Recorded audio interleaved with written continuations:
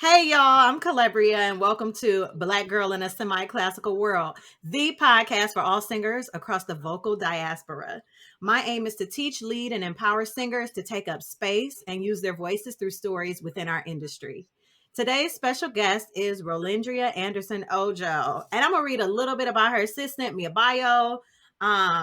I hope that I can do it justice just reading it off this paper, but Oh, aside from her dedication to being a wife, mother, sister, daughter, music educator, mentor, scholar, and professional vocalist, Rolyndria has always had a love affair with vocal coaching.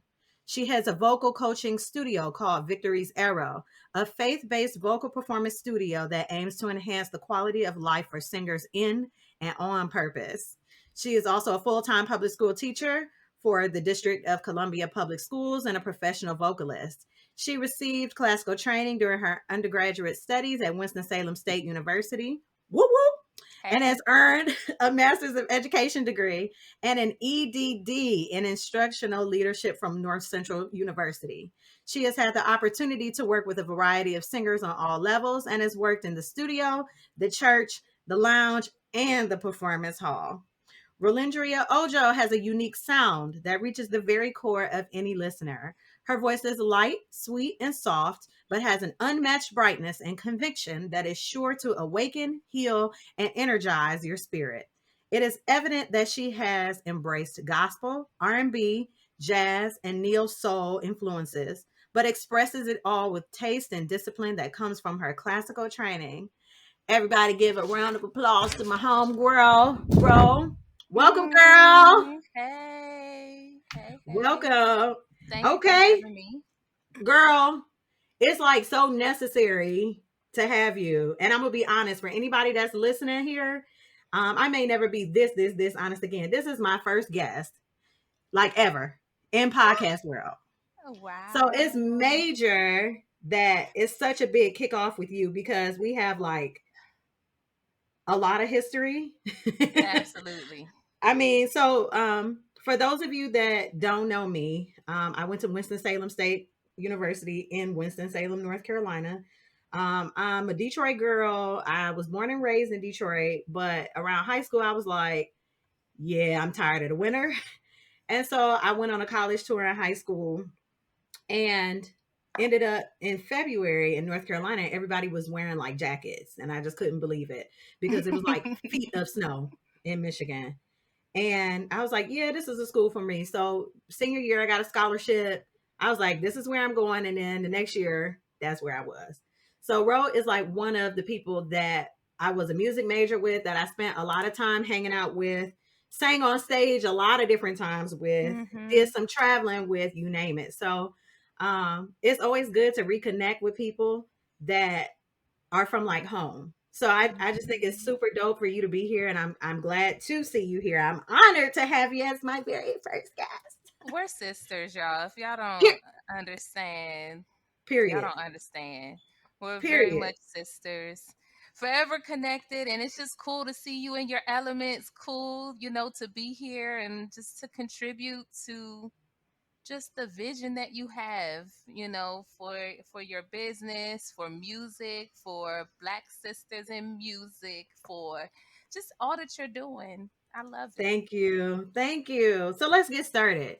hmm You run a vocal coaching studio, Victory's Arrow. Tell Yes. us about the inception of that. Like, how did that get started, and why did you name it Victory's Arrow?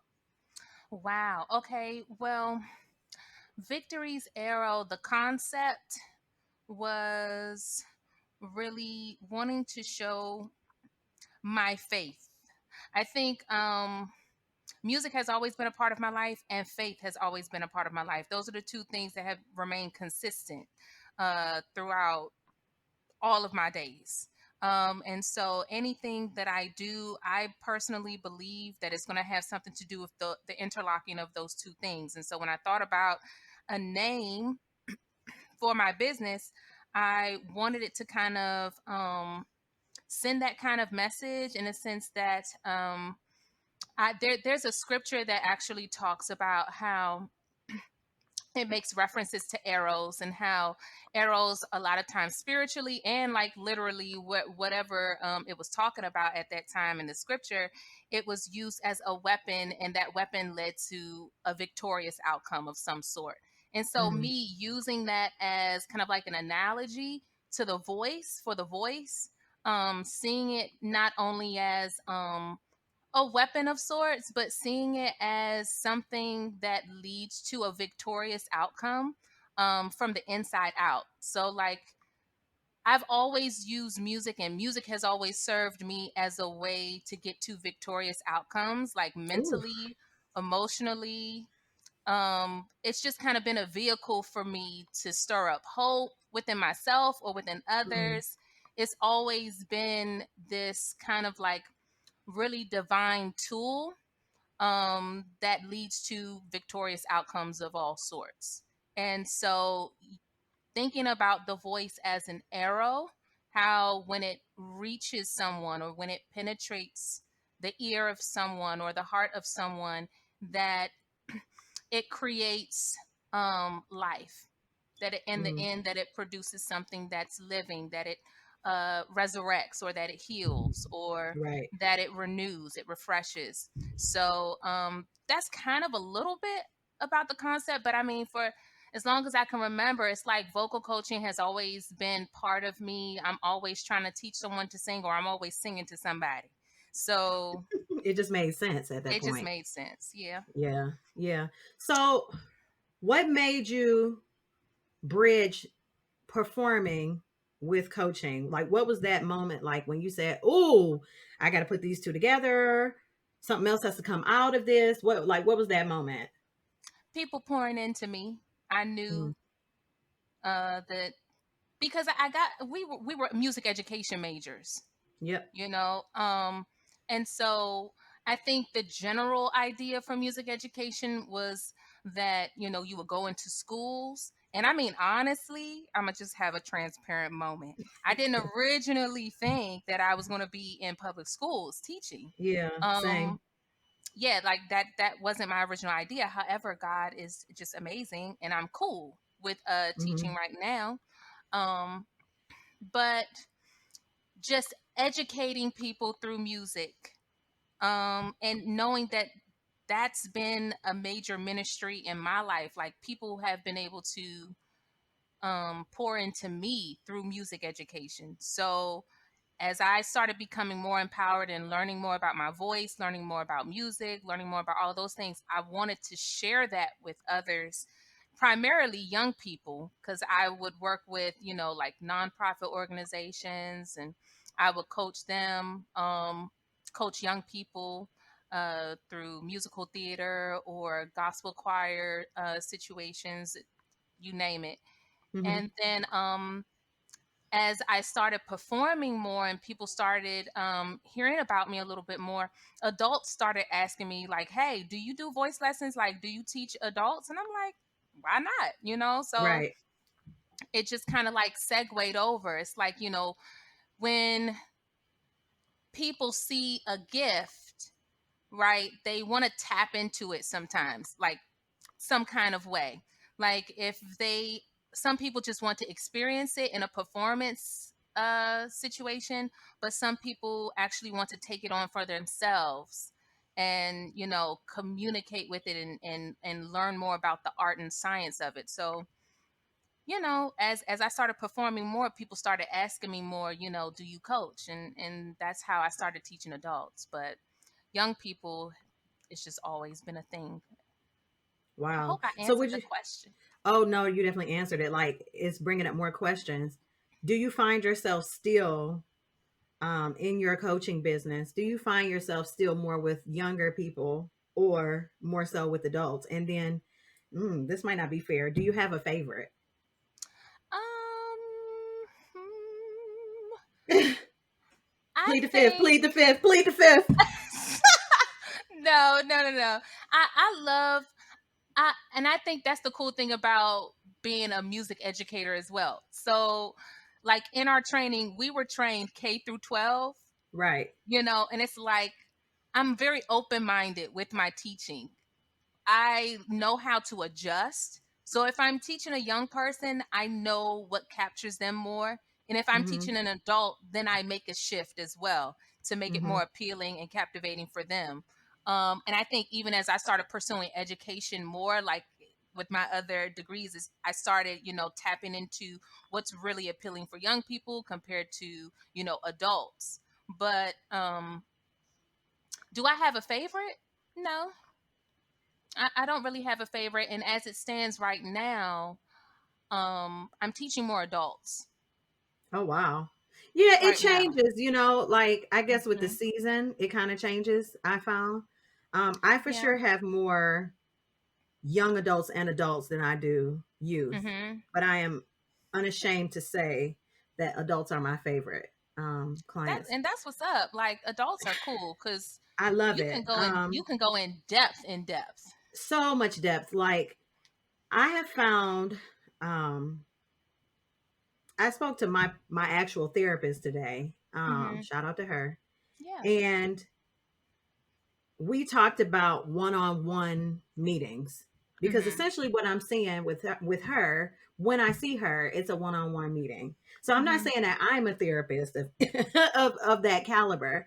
Hmm. However, meeting with people one-to-one is so vulnerable, and when you tack on the voice with that, a lot of people are very shy or very nervous about what they have.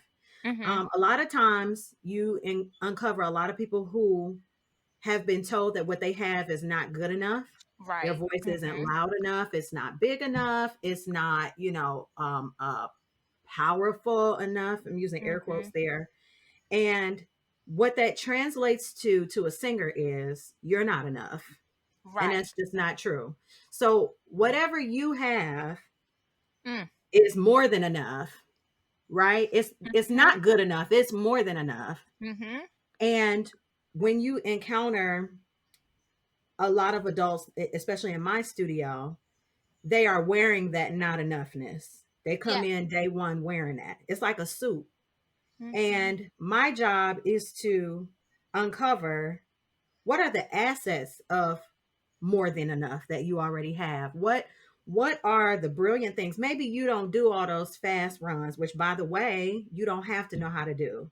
But maybe you have a really solid warm tone naturally. Maybe you have some dumb high notes that you didn't even know Hmm. you could hit. Maybe you Hmm. have this really solid middle. Maybe you have a very colorful transfer in between your registers. What do Hmm. you have? It's more about what you have instead Hmm. of what you don't have. Because sometimes there's some things that you may never have just because it's not for you, correct? But Absolutely. sometimes it's not that you don't have it, it's that you don't have it yet. Here we go. We about to go there. We about to go there. And Cause y'all, and we did this before. on IG Live, y'all. We went in and ushered in the spirit on IG Live, and that thing is about to come right up in here again. But our job is to foster what is more than enough. And so it's like I can see it, you Hmm. teaching can see it. Now I got to do whatever I can do and find you a course of success that you can follow for you to see it. So how do you see it Absolutely. in yourself? You Because know? we all have that. Yep. And okay, so you were just saying a million and one things, and my mind was just like racing. Go But off, I girl. guess the first thing that caught my attention was when you were saying a lot of times when someone speaks against a person's voice, they take it very Mm. personal as if it's them. It And is really personal it's because your them. instrument It is in you. it It is lives in you. it is you. And so it's different than playing as and I'm not hating, I'm not discriminating, but it is different than playing a sax or a trumpet or a piano or anything like that because the instrument is built in. Thank So you. you can't separate yourself from it. And I'm telling you, I've even had my own personal Battles. journeys within a journey, because there have been times where when I wasn't as wise about how to use my voice, Mm-hmm. where I was in this space where my voice was damaged really bad, And Mm-hmm. I felt some kind of way about myself. And I had to Yep. really rebuild myself from the inside out, emotionally, spiritually, mentally. Really had to dig into myself and clear out a lot of things, so that I understand that yes, my voice is a part of me, but the I am not my expectations, voice. yeah, and that's the complexity. Mm-hmm. It's like you are not your voice, but your voice is a part of who you are. Correct. And so you have to understand how to balance in between both of those ideas or concepts. You Yeah. can't get so caught up into the fact that, oh, my voice is gone, my life is over. No, you know, but at the same time, you know, the more I would say, the more and more you nourish yourself, Mm-hmm. the more nourished as a singer you become. Absolutely. Absolutely. So, It's yeah. it's crazy you say that because we going here again. I also had a period where I lost my voice. Oh Lord, long story short, and I'm sure this will pop up over over the course of like this season, but I did not know. Now I have answers. I have medical answers. Mm-hmm. I did not know at the top of let's go with 2019 going into 2020. Let's say mid 2019 going into 2020-ish. Mm-hmm. I didn't know that I had small intestinal bacterial overgrowth. So Mm-hmm. essentially it's an imbalance in like the gut and the digestive area. And for me, the manifestation of that was brutal acid reflux. Yeah. Except for me, it didn't feel like acid reflux. It was the winter time, like late fall, actually going into the winter, and singing just felt heavy. It felt hard. Mm-hmm. Um, my middle register was like real funky, kind of cloudy, regardless of what I did. My Mm-hmm. high was funny acting. Sometimes I could do it, sometimes I couldn't. And I thought I live in an older house and we had just turned on the heat. We have a furnace. And so I said, it's the forced heat because every year I have some serious sinus issues. And I said, I should be fine. Let me plug up my humidifier, use the saline nasal spray, all the things, and, get some water. I should be fine. And as the winter continued, it didn't get better. It Mm-hmm. may have gotten a little harder. But again, like I didn't have poor vocal technique. I still study with my teacher. I'm singing the right rep for my voice. So I didn't have any of those overuse or misuse issues. Mm-hmm. And it didn't feel like heartburn or reflux at all. It just felt It'll like get phlegm you. in the morning. Mm-hmm. So months go by, springtime comes, forced heat goes off. And I did feel a little better, but those symptoms of my voice, like that inconsistency, they did not go away. Meanwhile, I'm booking gig after gig after gig after solo after solo, and I'm going, but it was just so difficult. I always felt so dried out, so used vocally at the end of a performance, and I'm like, what the heck is going on? So finally I said, you know what, let me just go ahead and go to the ENT. And I went and got scoped, and they're like, "Oh, your larynx and your pharynx is like bright red. I can see it on the camera. Your cords are Mm-hmm. swollen. We can tell that this is not from overuse because everything is inflamed. It is probably acid reflux. We're gonna put you on some medication." So, like Mm-hmm. for a year, I struggled with an identity because it was tied to my voice, right? It was just Mm-hmm. tied to, and I could not get away with that. Oh, on top of having other instances happen in life that just made me question my identity Yeah. anyway. You add that on. And so then it plummeted me into this year and a half plus long journey Mm-hmm. of learning who I am. And looking back, I am just grateful that that happened because I always confused my identity as a singer. Me, Calabria, and singer were one. You know what I mean? We were combined, we were conjoined at the hip. We were inseparable. But all of a sudden, a big part of me is broken. What do? Mm-hmm. I'm broken. And then over time, through, lots of meditation, bonding experiences, healing experiences, spiritual awakening, it was ugly for like a year.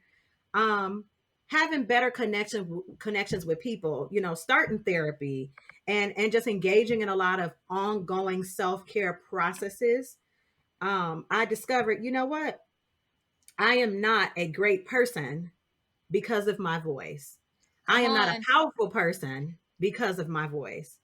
I am a powerful, great person because of my spiritual gift. And for me, I am a nurturer. That is when I bring out the best in myself, and that is when I bring out the best in others, when I am in nurturing mode.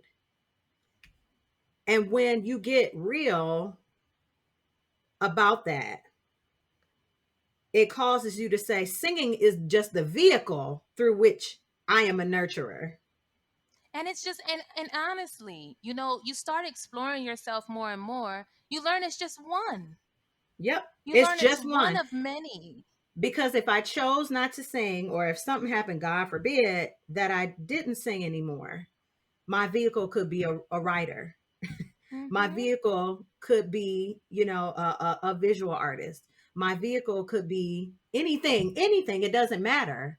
But your gift just so happens to align with your talent and your vehicle for use, And so I think once you get to that point where you recognize who you are outside of a Alignment. moniker, outside of a Mm-hmm. name, outside of a title, then Mm-hmm.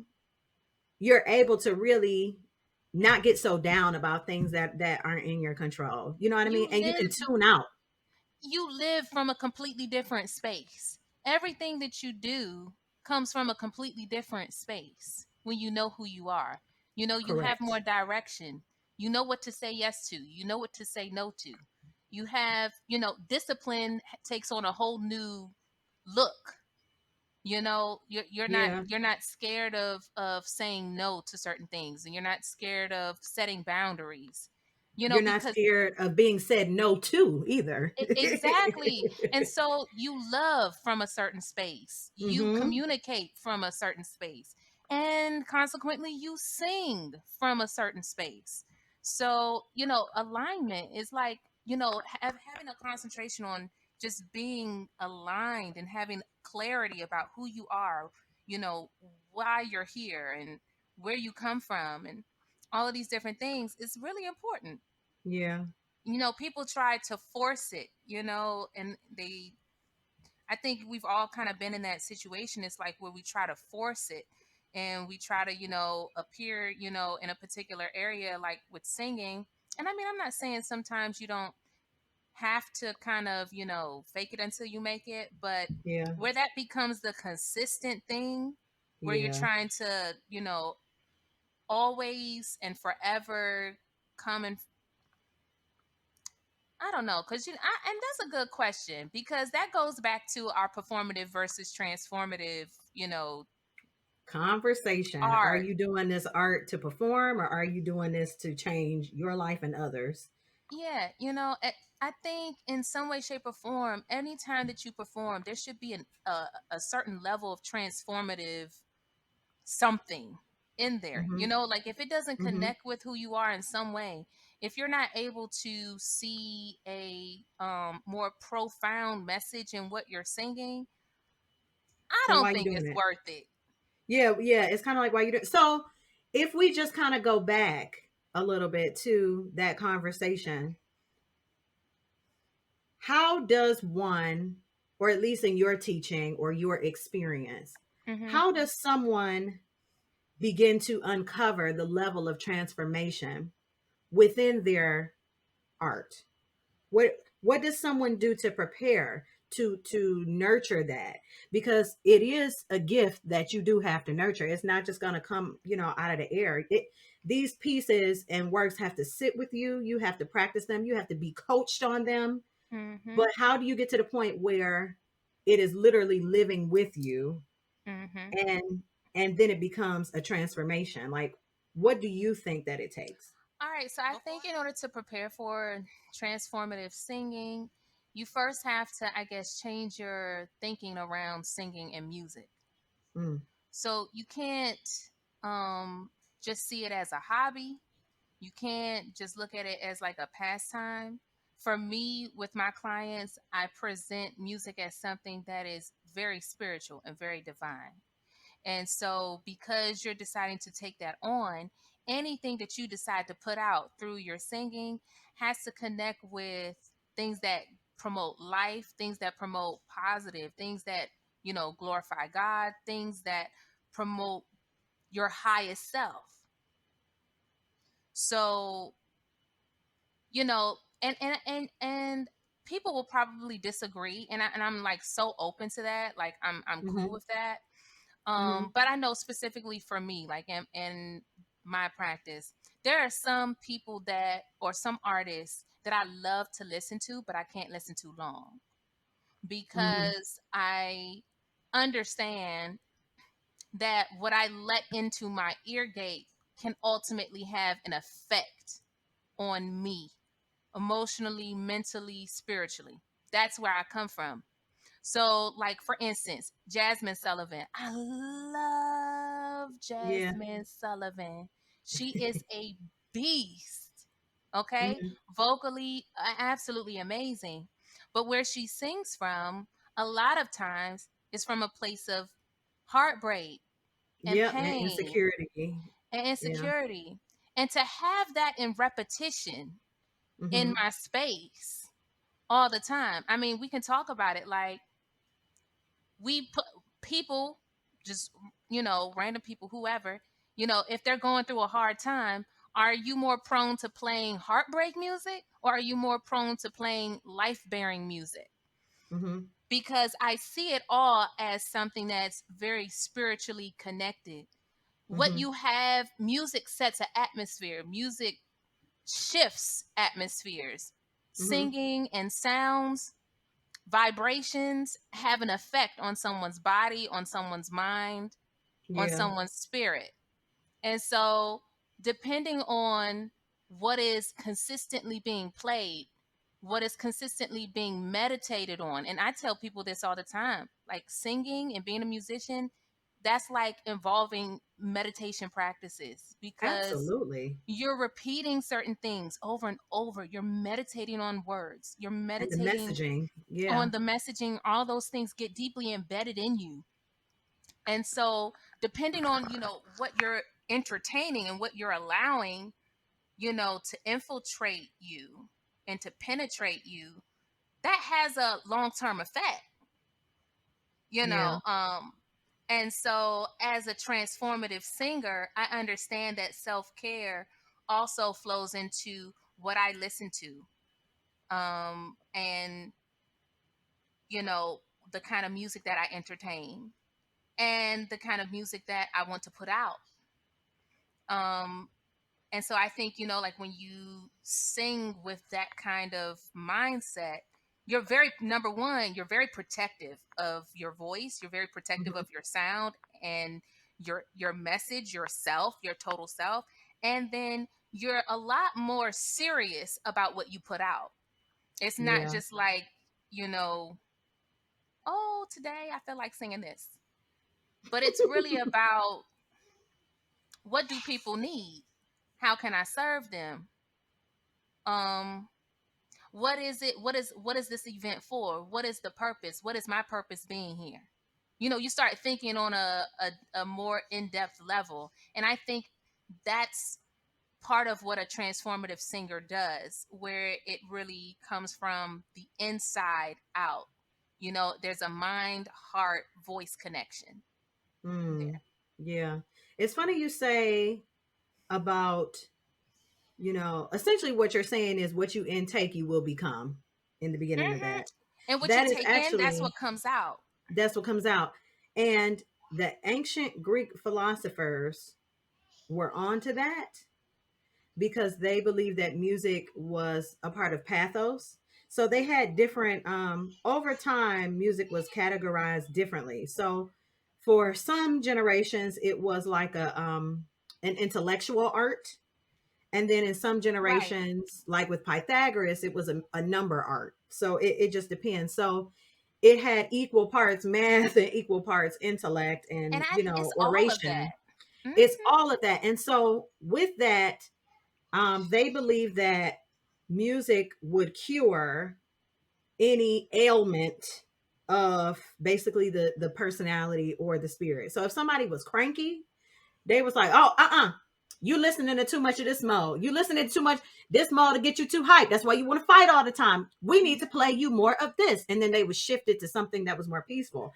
If you were lazy, they would say, oh no, you listening to too much of this. This is encouraging, being lethargic all the time. We're gonna switch you to something a little more upbeat or Mhm. a little more bright, Mhm. And so they would treat those maladies, I'm using air quotes there, with different modes of music. And so that was their belief.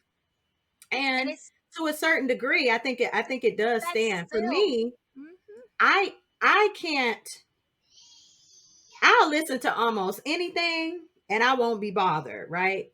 However, I almost have kind of tinkered my brain to such a way where I don't listen to certain things if I'm feeling vulnerable about certain things. So if I'm gonna give you an example now. If my relationship is on the rocks, I can't cut on no Mary J. Blige now. And I love me some Mary J. Blige.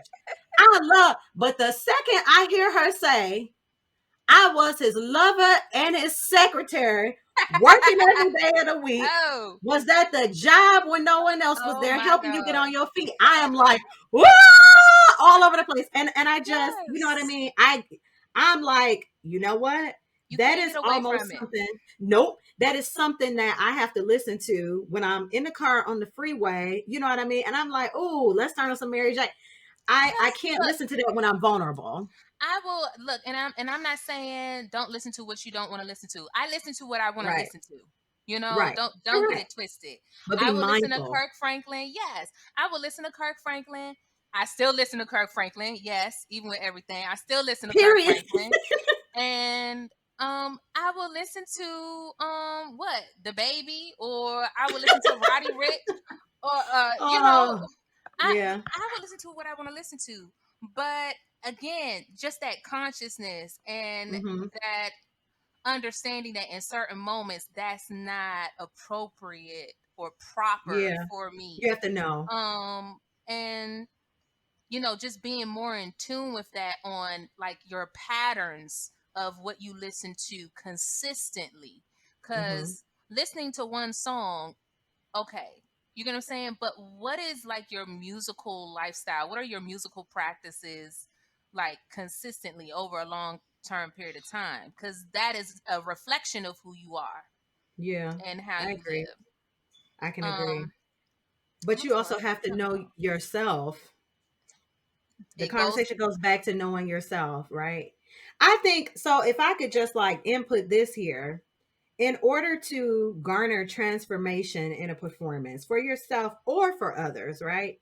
Mm-hmm. I seek to do it more for myself because if I can honor me, then I can honor others, right? But I have to Yeah. come first. My needs have to come first. But Mm-hmm. you really want to have a transformation with what you're singing and context and role study for me as a classical singer and um translating the lyrics from another Mm-hmm. language. You really Mm-hmm. want to have a transformative experience. I tell you, here's my advice: go through something.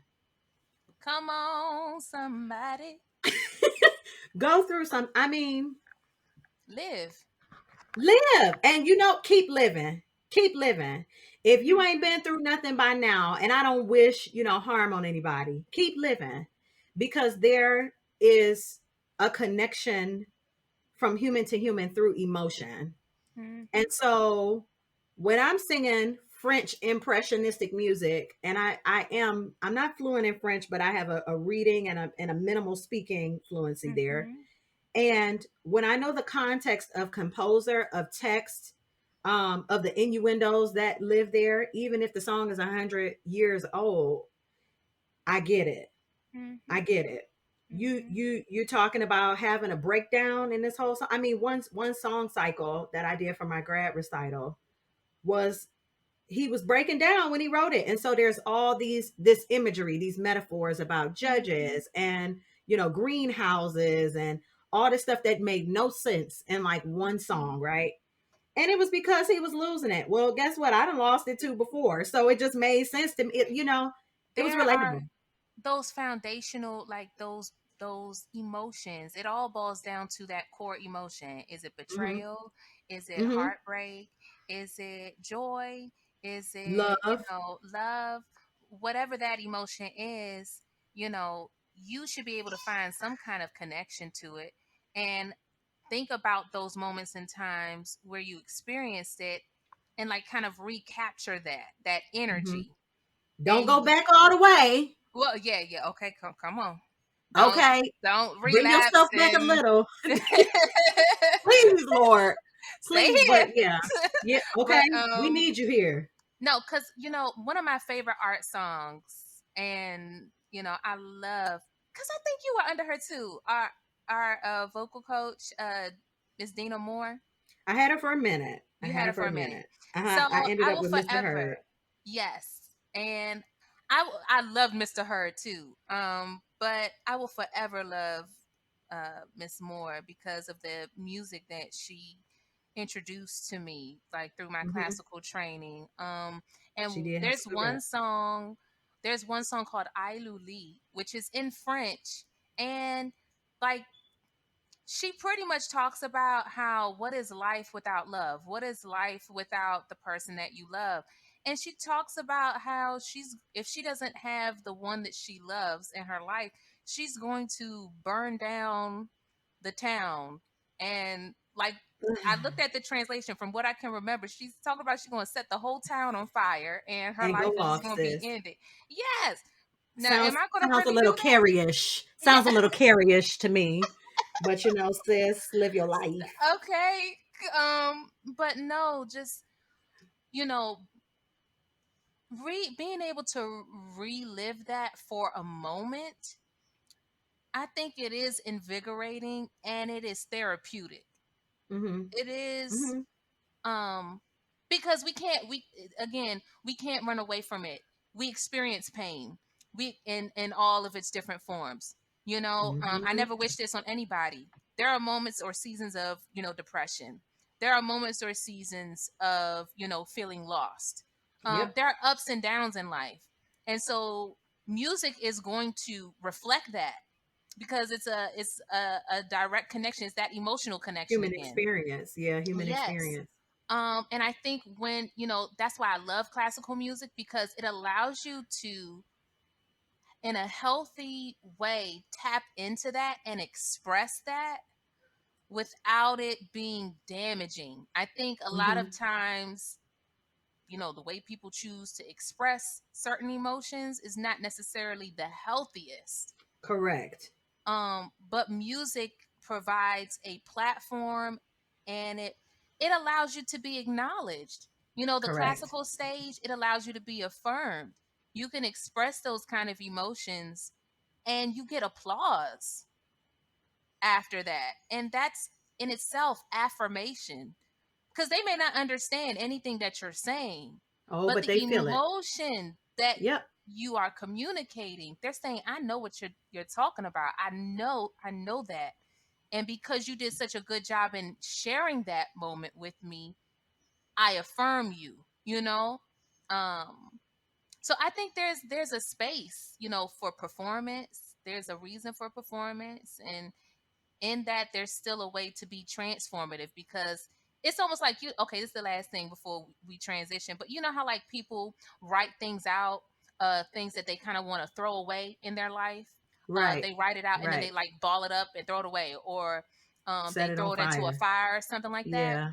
I see, a lot of times when I sing certain songs in that way. Hmm. Like a lot of times I can use a song to represent me being done with something, and I Mm. sing through that. I sing from that place, and it allows me to move on, but it can't really serve you if all you sing is a certain type of message, Because you're just going in a cycle, back and forth in yeah, a cycle. Yeah. you're just regurgitating that energy, swallowing it's just Yeah. it's not cute. Yeah. I never actually really thought about it in that sense of like singing to close, singing for closure. I'm gonna have to admit, I'm curious about that and get myself in the space of that. I don't think I've ever done that. For That's me, a it great has tip always been, for transformative it singing. Like if you're looking is. for a way to do it, think about something maybe that you need clarity on or that you want closure on, and find a song that represents getting Mhm. closure or represents what you want to really say to somebody or to that event or to that situation, Yeah. and sing Yeah. to that situation. Yeah. And a lot of times you just feel a lot better. Now that's the one thing I feel about. I love being a classical singer. I love singing classical music. I really don't care to sing other genres. I can. Hmm. I'll play with R&B now, but I just go ahead and give me that aria, that our song, sis, and let's call Hmm. it a day. However, sometimes when you have gone through the rigor of academia and getting a degree, it takes away the feel of it sometimes, and it replaces it with the achievement. You lose touch, And so yeah. you get used to, yeah, you get out of touch with the, why the heck did I start doing this in the first place? Because it just becomes deadline after audition, after show, after lesson, after et cetera, et cetera, et cetera. And then it's like, why? What is my why? I have to reconnect with my why. And Hmm. so in that transformative space, you are plugged in with why. You know what I mean? And the why Absolutely. don't have to be this big old, billboard of explanation. It could just be one simple why. You know what I mean? Because it makes me feel, because I like when, because I felt like it. You know what I mean? Because I felt like it is a why. You know what Hmm. I mean? Because I wanted to. It's a why. And I think sometimes we don't give that enough credit. But the land of academia will make you rigorous, and it'll say you got to do this competition, you got to get in this audition, okay, you got to place in this program, oh, you got to do this degree recital, oh, you got to get an A in this class, oh, you got.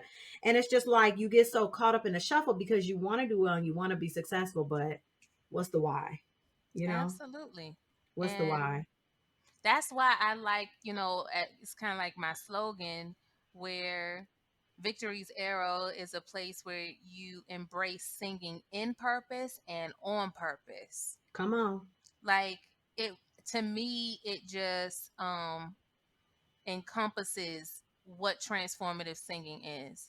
Hmm. So you have an understanding of purpose and what your purpose is in life. You're singing in purpose, knowing where you are and who you are, but then you're singing on purpose too. So there is a pure reason, there's a connection to the words that you're singing and who you are or where you are in life, or Yeah. there is a purpose for what you're singing at that time. So that's it, girl. that's Come and on. that's really life, is a big Hmm. old question mark of purpose. Yeah. And so I feel like you just got to find it, right? So your Hmm. gift is one conversation and your purpose is another conversation. I think they're layers Hmm. that come together.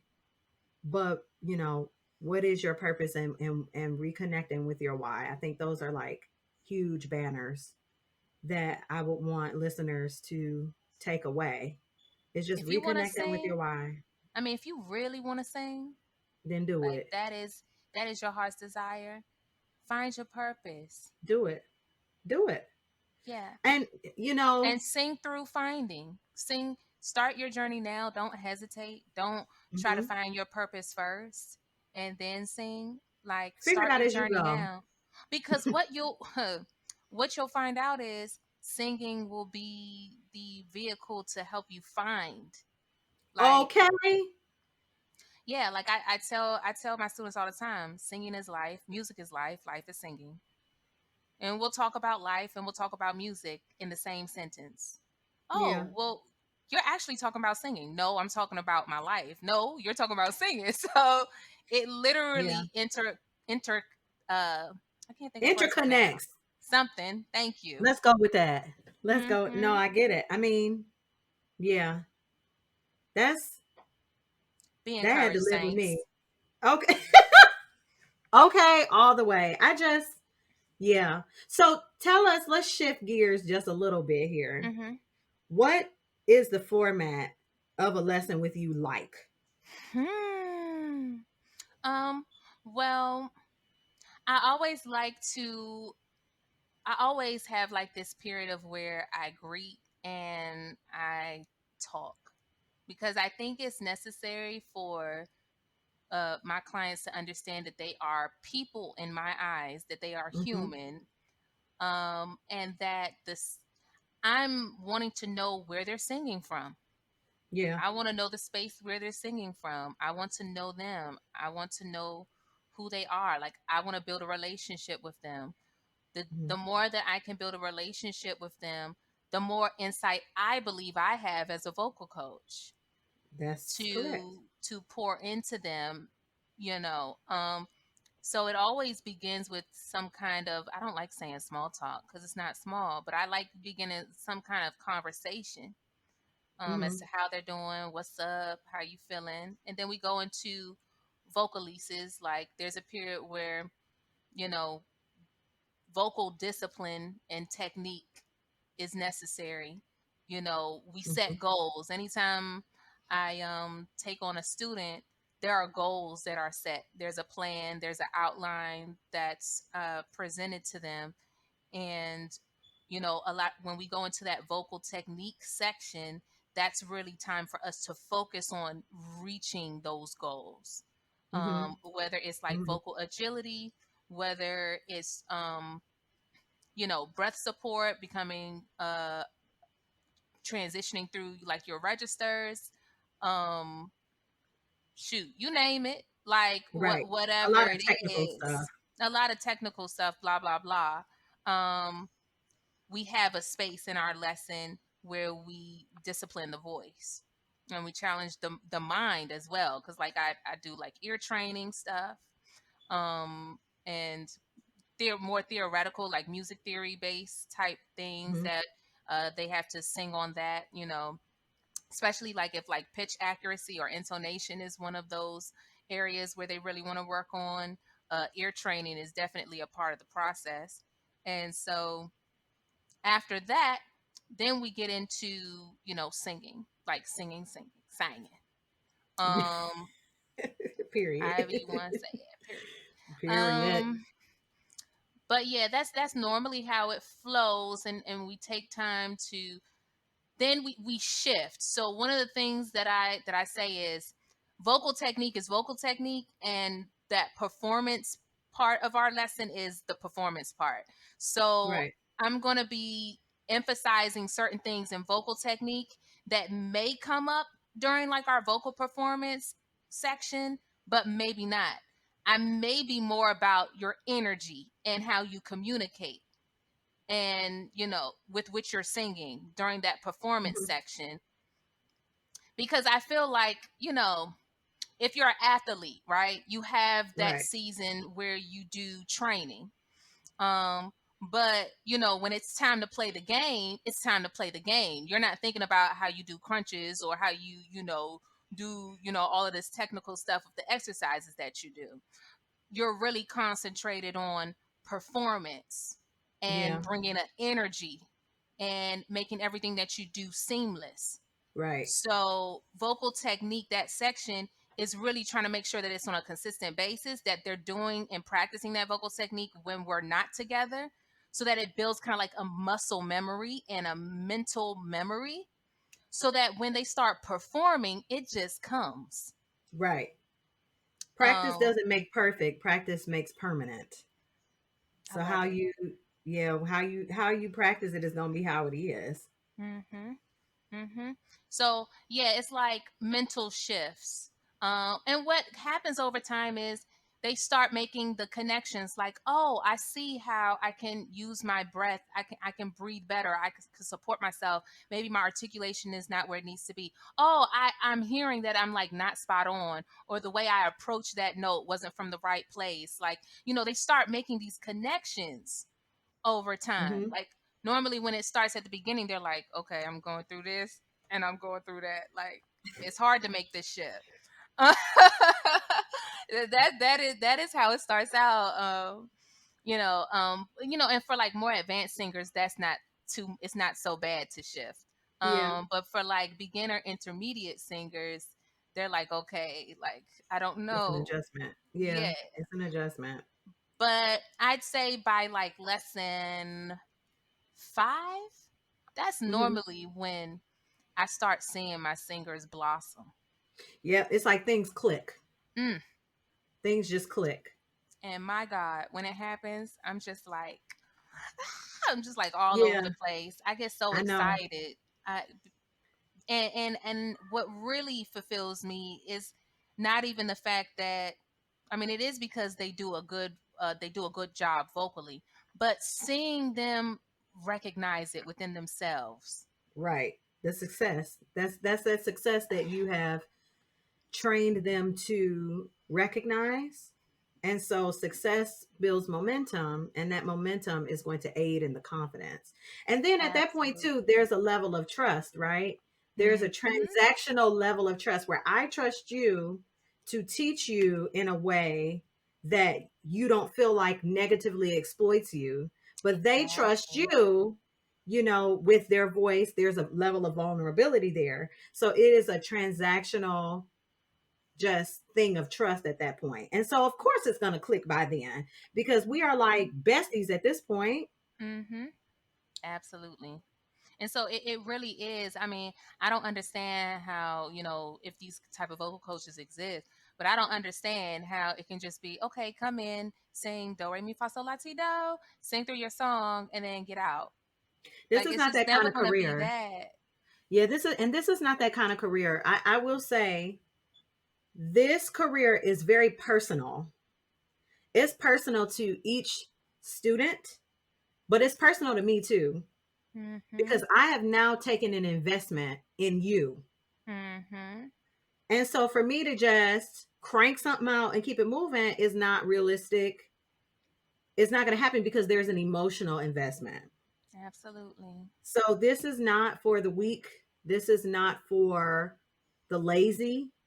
This is Mm-hmm. not for the emotionally disconnected. Now, you will come across people that you just don't click with, and that's life, right? Mm-hmm. But usually there is somewhere else that this person will click. And so my investment goes as far to I have so and so, this person, I have this person. I'm going to connect you with said people, and maybe that may be a better fit because that's okay. It's like it's a relationship. When you're dating, you send them back to the streets.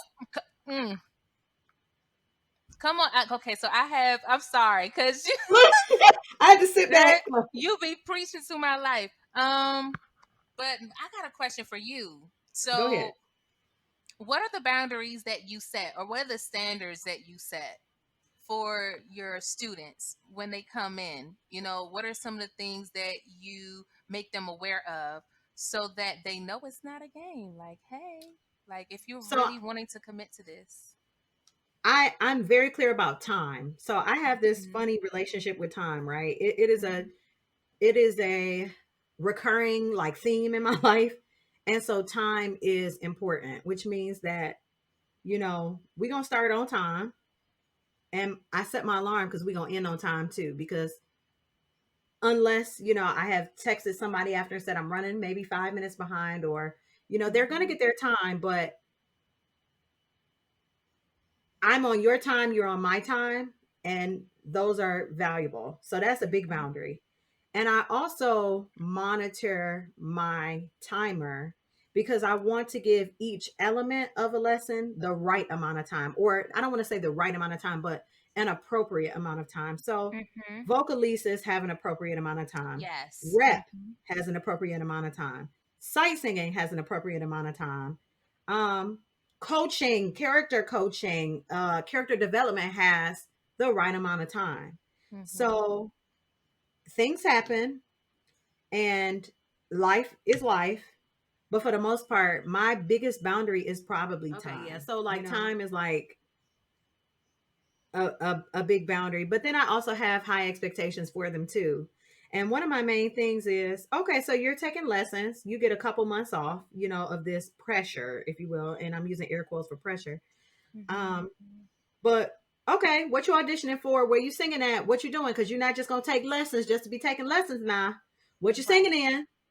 What's our Mhm. goal? Like you Mhm. mentioned goal setting, that's big too. Mhm. And outside of people showing up to do their best and going out with their best and being respectful of the time and of the schedule, um, I can't really handle no call, no shows. That doesn't happen a Absolutely lot, not. but I can't, because that goes back to time. I It have just disrupts my whole thing. mhm. Mm-mm. She don't do that. Like I actually have to encourage commitment, because what I've experienced, Hmm. like when I first started coaching, is that people say, yeah, I want to get vocal coaching or whatever, and they'll Right. do it on like a lesson by lesson basis, and because of that, they'll fizz out when they want to Yep. fizz out, and then they'll Yep. never really reach the goal that they wanted. um and so to encourage that, I actually have a standard to where students have to agree to do 3 lessons or 5 lessons with me at a time, so that Yep. it gives a structure, and a commitment and a discipline to say, hey, I've already made a commitment to this time. You're making time for yourself. Like I try to get students to understand this is for you. Like this is Right. not, It's I not for mean, me. yeah, like you're wanting to grow in this area, then you need to be very committed to making this happen. And do the Um, work and show up. You know what I mean? absolutely. I So this is like not a flex, but this is just what it is. I am at the point now where when you are a member of my studio, Mhm. this transaction is not transactional lesson by lesson for whatever, for rep, for technique, for whatever. Of course that's all in there. Of course. But now this is transactional because it is a transaction to be a member of my studio. Exactly. Mhm. Mhm. This is an experience. Really, that's it. This is an experience. That's the Yeah. word. Mhm. This is a transformational experience. We are curating your voice in here. Some Mhm. people, it's a different thing, and that's fine. That's cool with them. But we are taking what you have and we are bringing it out, evaluating the assets, and we're taking it to another level. And so there is a level of privilege and access that comes with that. To take Absolutely. lessons is a privilege. And so we're going to treat it Mhm. like a privilege because it's not, necessarily required or mandatory, but my Mhm. time is a privilege. Your time to do this, your budget is a privilege to do this. So let's approach it in the mindset of I'm grateful to be here and I'm going to get what I need to get. And therefore, even though I may not have hours and hours and hours a week to put into this practice, I am committed to doing what I can to make sure that I'm receiving the best and that I am putting out the best. Mhm. So Absolutely. those are my boundaries. Those are things that I consider really important. And I would imagine that that might be universal. I would think so too. And I mean, it boils down to this principle. I was having a conversation with my husband. I love my husband. Shout out to my husband. But I was having a conversation with him the other day, and it got down to this basic principle. There is a place where talent, it takes you so far, but then it stops. Absolutely. Yep. And the Work ethic. best, yes, and the best talent is wisdom. Come on, Christ. That's the best talent. So you could think like you're this amazing somebody, and you are. Mm-hmm. Let me not even go there. You are an amazing person, but you have to understand you have much potential to become more. If Mm-hmm. more than enough is residing on the inside of you, you got to Mm-hmm. be able to bring that out Mm-hmm. in overload, in excess. It's about an excess. You have to tap into an excess of yourself, and sometimes, a lot of times, as humans, we need somebody to pull that out. You need a Absolutely. coach to pull that out of you. You need somebody to pour wisdom into you, insight and understanding, and how to apply certain things, Mm-hmm. so that you're not just working hard, but that you're working smart. You're not just singing Mm-hmm. hard, And that's a lot of people in the industry. They're like singing super hard and they don't have like the wisdom behind their Right. talent. And Correct. because of that, they go through these seasons of like being vocally, damaged, and they have to go through a season of recovery for that. But And you that should never notice, be the norm. but on the other side, there are those artists who they have wisdom because the Hmm. longevity of their voice and how they're able to continue performing, there's got to And their be career wisdom and their career as a as a whole, result. okay? As a Singing result. is life, life is singing. So the real talent is wisdom. You got to be willing to tap into somebody who has the wisdom. You got to be willing to listen to that person, receive instruction, and submit to them, Yeah. on a particular level so that you can see yourself grow, you know. So having that understanding should Yeah. automatically, you should treat your lessons with a lot of care and, Hmm. as a privilege, like you said. Reverence, with a lot of reverence too. You know, Absolutely. it's not every day Mhm. that people are able to invest in their talent. Like Yeah. it's not every day. Um, that was such a privilege. So I want to get to, as we kind of wrap this up, Hmm. are there any like words of wisdom that you have for the interwebs out there, or the podcast waves, whatever you call it? I'm new to it. Um, if there were any words of wisdom, what are they? And I'm just speaking to singers abroad. Yep. No, commit to knowing yourself. Oof. It begins And do there. what it takes. Do what it takes. Yeah, oh, come on. Be willing to do the work.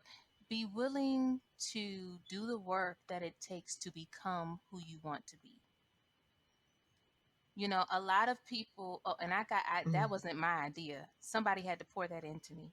But mm-hmm. somebody said, you know, people are not willing to do what it takes to become who they want to be. Mm-hmm. And so you got to be willing to put in the work, put in the time, put in the energy.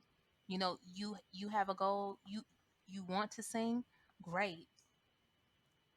Find out what it takes to reach the goal that if you really want it, put your all into it. Mm, You're not going to put your energy toward anything you personally feel is pointless, you correct. know? So commit to, aligning yourself, commit to knowing who you are, commit to finding out your purpose and your drive. And then once you've started that journey, connect to someone, find a vocal coach like myself and my sister girl here. Okay. Connect to somebody who is thoroughly committed to giving you excellent Mm, instruction, mm-hmm. high quality instruction. Um, and then, that's it. That's all I got. Ooh, and I'm snapping it up. Ugh. Come on, come on, come on, So prophetess. tell the people where you're hanging out online and where they can find you. Certainly. So you guys can look me up on Facebook. My name is Rolyndria Ojo on Facebook, and I'm also on Instagram. You can find me at Victories Arrow underscore VCS. Hold on, let me just be absolutely clear, girl, because it be mixing me up all the time between the ones that I have. But yes, you can find me on Instagram at victory s underscore arrows vs, and I know that's There a you lot, go. but I'll say No, it it's one more not. time. Go ahead. Victories with an s, victories underscore arrow vs. You can There find you me on go. Instagram there. There, we got it. Believe me, I got like multiple accounts, so I'm like, which account is it all the time? Yeah, thank you so much for joining us. Thank you And for having me. oh, this was a blast. This was a great way to kick off like my new look at me. I'm I'm on YouTube excited. slash podcast life. So with that being said, we're gonna terminate this and hope to see you guys next episode. Blessings, guys. Thank you. Bye.